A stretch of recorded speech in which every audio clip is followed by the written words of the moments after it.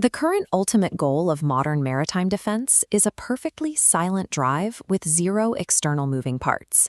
Modern attempts, including the DARPA pump program, rely on open-water magneto-hydrodynamics. These systems attempt to generate thrust by passing electric currents directly through seawater. This approach fails at the hardware level. Passing current through saltwater causes seawater electrodes to degrade rapidly due to extreme corrosion. Tactically, it is also a liability. Forcing energy into open water creates chaotic fluid turbulence. Instead of a silent platform, you end up with massive acoustic and magnetic signatures that light up on enemy radar. Achieving stealth requires a different strategy. You cannot fight the ocean's chaos. You have to internalize the physics within a closed system. The AnaNexus solution abandons the ocean entirely. They built a solid-state closed-loop drive that keeps the fluid, specifically liquid metal, contained. Traditional closed-loop systems fail at high speeds because of simple geometry. In a standard circular loop, heavy liquid metal slams into the curves, creating friction and bend-loss pressure spikes that can rupture the piping. The Leviathan architecture solves this by utilizing a 60-foot footprint and a specific topological path, the T32 torus knot. This topology follows a precise mathematical route. The fluid channels wrap around the central torus 3 times, while passing through the center hole twice. This braided curve eliminates hard 90-degree corners. By removing these impact points, the system bypasses pressure buildups and allows for the continuous acceleration of the fluid. This 60-foot structure achieves propulsion with zero external moving parts. It functions as a self-contained physics engine. In this architecture, the geometry itself provides the propulsion.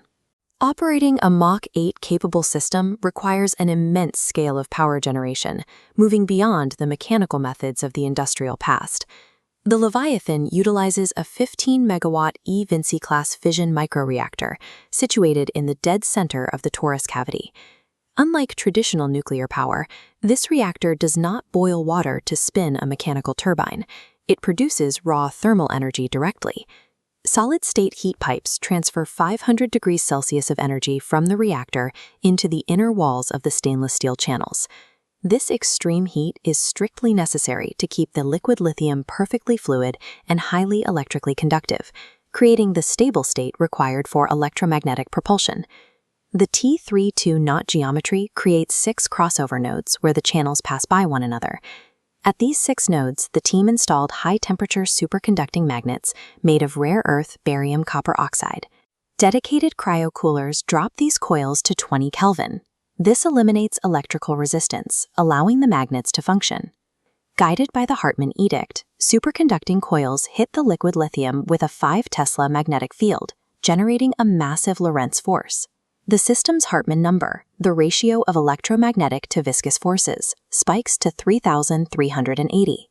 The magnetic grip is so intense it completely annihilates fluid turbulence, forcing the lithium to move as a unified plug with a 5-micron boundary layer.